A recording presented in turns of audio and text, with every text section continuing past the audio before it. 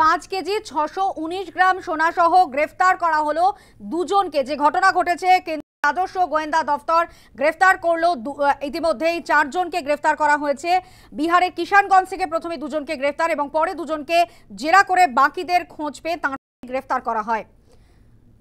আমরা কথা বলবো, আমাদের সঙ্গে টেলিফোন লাইনে রয়েছেন আমাদের প্রতিনিধি লক্ষণশীল। লক্ষণ, ঠিক কি হয়েছে বিষয়টা?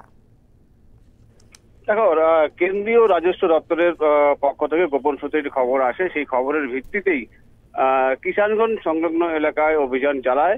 সেই অভিযানেই প্রথমেই দুজনকে গ্রেপ্তার করা হয় এবং পরবর্তীকালে তাদের জিজ্ঞাসাবাদ করে আরো দুজনের হদিশ পায় এবং মোট 4 জনকে নিয়ে এসে শিলিগুড়ি যে ডিআরআই অফিস আছে সেখানে নিয়ে এসে তাদের তল্লাশি করে তাদের কাছ থেকে প্রায় 5 কেজি 619 গ্রাম সোনা উদ্ধার হয় এবং এর বাজার মূল্য আনুমানিক 6 কোটি 30 লক্ষ টাকার মতন ডিআরআই সূত্রে জানিয়েছেন।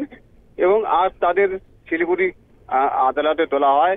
শিলিগুড়ি আদালত তাদের অক্টোবরের 8 তারিখ পর্যন্ত জেল হেফাজত নির্দেশ দেওয়া হয়েছে।